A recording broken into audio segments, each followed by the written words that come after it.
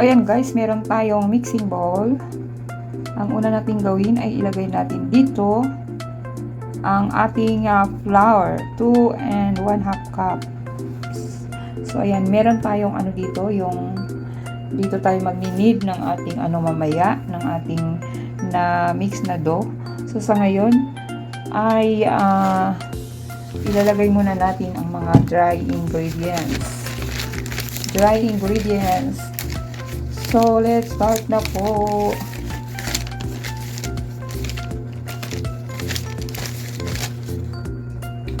So ayan guys, meron tayong flour dito to 2.5 or 2 and 1/2. Ilagay na po natin sa ating mixing bowl. At maglalagay tayo ng 1 teaspoon na yeast, ang ating pampaalsa. So ayan, simutin lang natin yung mga nakadikit daan. So ayan, 1 teaspoon na yeast. At meron tayong 2 teaspoon na sugar. Pwedeng white, pwedeng brown.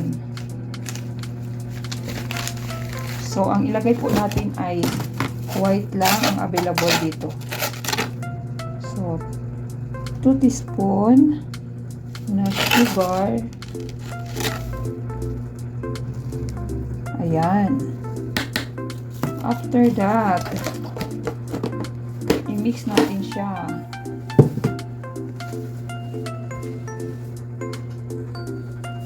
Ayan, mix natin siya, mix.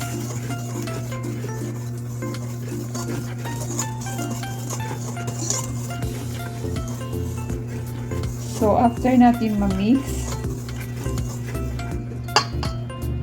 lagyan natin siya ng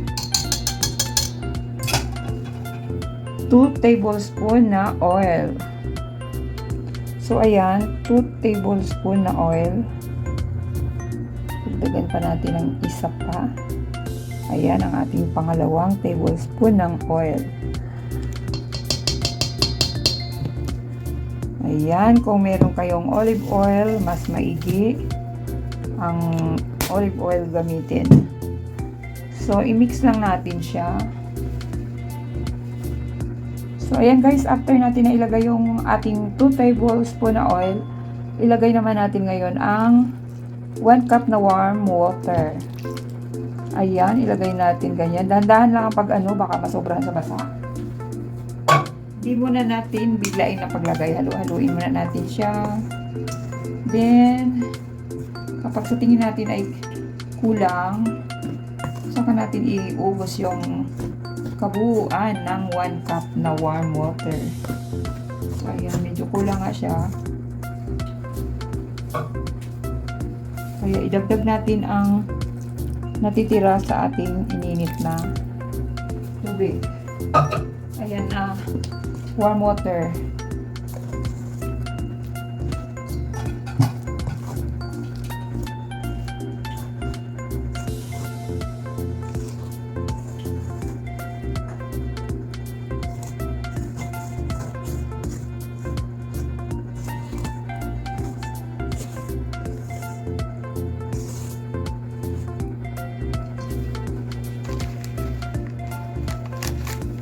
At guys, mag-a-add tayo pala ng 1/2 teaspoon na salt. So 1/2 teaspoon na salt ang ating ilalagay para pang-balance ng ating timpla sa dough. So 1/2 teaspoon, ayan. Iodized salt po ang ating gagamitin. So, ayan, tuloy lang ang pag-mix.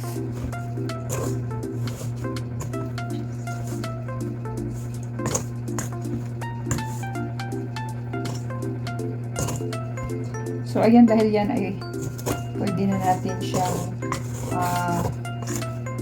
ilagay dito sa ating kung saan tayo magni-knead ng ating dough para mailatag natin mabuti. So, ayan.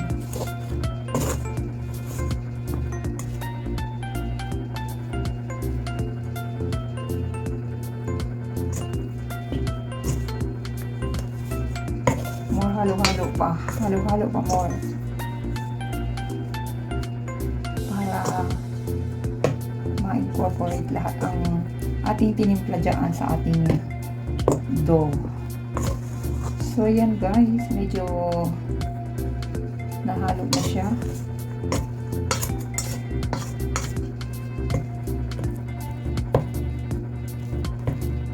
Alam mo guys, pag nag-bake tayo, no? Pag may gusto tayong i-bake, may gusto tayong kainin, doon lahat ng ating pasensya. Gaano man yan, matagal man yan. Basta ang gusto natin ay yung makuha natin ang gusto natin, di ba? Ayan. Ma-achieve natin or maano natin. Makuha natin ang gusto natin. So, ayan. Kailangan natin ng pasensya. So, ayan. Pwede na natin siyang i-transfer dito sa ating kneading pad. At maglagay lang tayo dyan ng ating harina. At pwede na natin siyang ilagay dyan. So, ayan.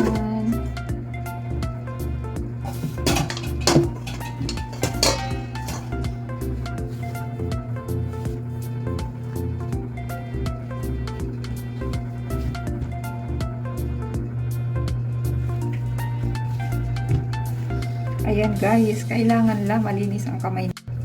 So, ayan guys, kailangan lang na malinis ang ating mga kamay bago tayo mag-knead. At malinis ang ating mga kuko, kailangan nalinis yan.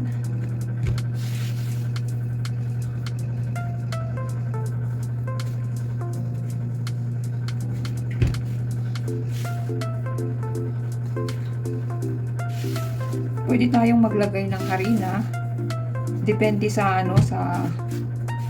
sa texture ng ating dough. Kung medyo pa siya yung basa, lagyan pa natin siya ng harina. So, ayan. Halo lang ng halo. Ayan, knead lang ng knead. Kailangan pa natin magdagdag ng ating harina. So, hindi rin natin pwedeng pasobrahan kasi maninigas yung ating dough.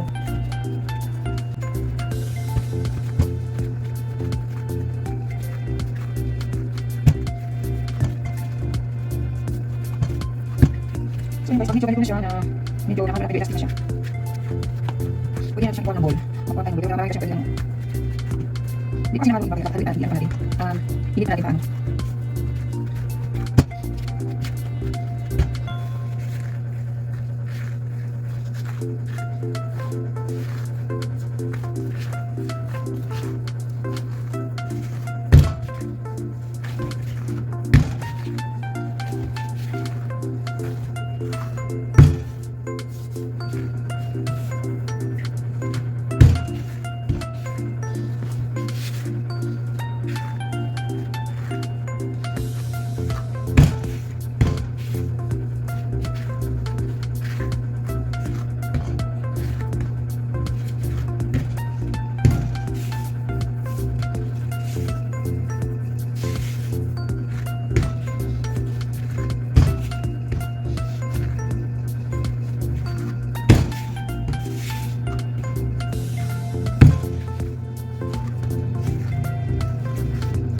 So, ayan guys, medyo na natin siya.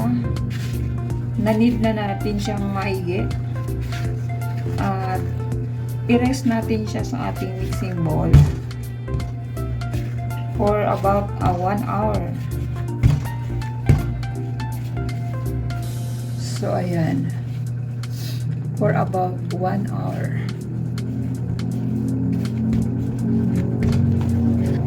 Ganun. After 1 hour, ay pwede na siyang ilatag at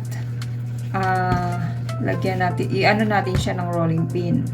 Kaso kung masyadong mahaba ang video, ay hindi ko na maipakita ang hanggang paano i-roll gamit ang pin, gamit ang ating rolling pin. Then kagaya niyan, i-rest natin siya sa ating mixing bowl dito. At lalagyan natin ng oil ang ating mixing bowl. Pahiran natin ng oil. Ayan, para hindi dry ang ating dough. Ayan, pahiran lang natin yung mga gilid-gilid. At ilagay natin ang ating dough. So, ayan, ganyan lang siya. Lagyan natin ng oil dyan sa taas, sa ibabaw niya.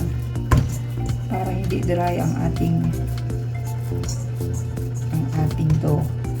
Then, after nyan guys, takpan natin ito, yung hindi siya nahahanginan. And after 1 hour guys, ay pwede na natin siyang ilatag dito ulit sa ating pangid. So pag nalatag na natin siya dyan, halimbawa mamaya na ilatag na natin after 1 hour na nakarest, then ilatag natin dyan, saka natin i-flatten ganyan, then i-roll natin sa ating rolling pin hanggang mag-form siya ng circle na magkakasya doon sa tray. Ang pag-rolling natin guys, ganyan, kailangan pantay yung ating dough, pantay yung kapal niya.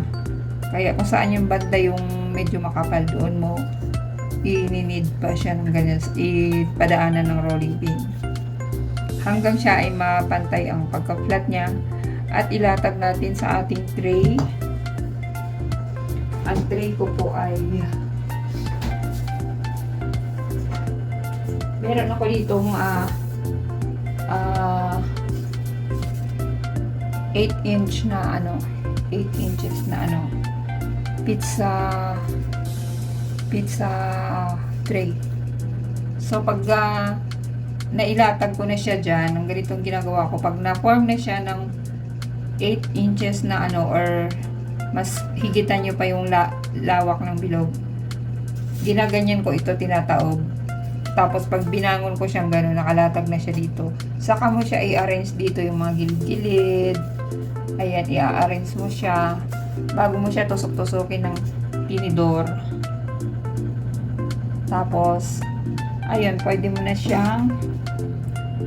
Timplahan ng mga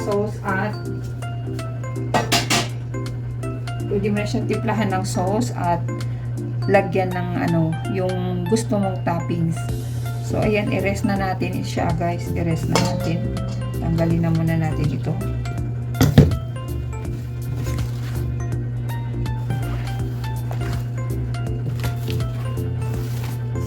So ayan, i-rest natin siya dyan at takpan natin siya ng ating for about 1 hour.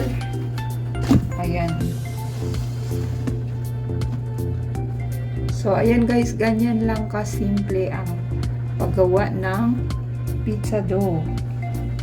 So hanggang dito na lang muna. Thank you for watching. See you again on my next vlog.